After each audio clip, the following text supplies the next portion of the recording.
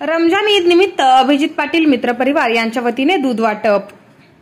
Chairman Abhijit आबा पाटील यांनी विठ्ठल परिवारांची जपली परंपरा। रमजान ईद निमित्त सामाजिक सलोख्याचे दर्शन पाटील यांच्यात दिसून आले।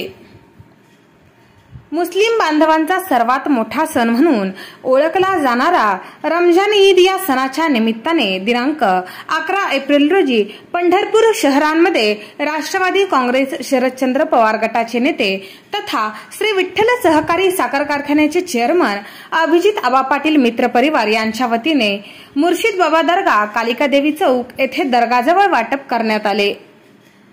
हिंदू मुस्लिम एकोप्याचे शहर म्हणून ओळखले जाणारे पंढरपूर शहर तसेच मंगळवेढा या शहरांमधील मुस्लिम बांधवांना रमजान ईदच्या निमित्ताने इफ्तार पार्टी देऊन सामाजिक कार्यात पाटील यांनी खारीचा वाटा उचलला असल्याचे दिसून आले।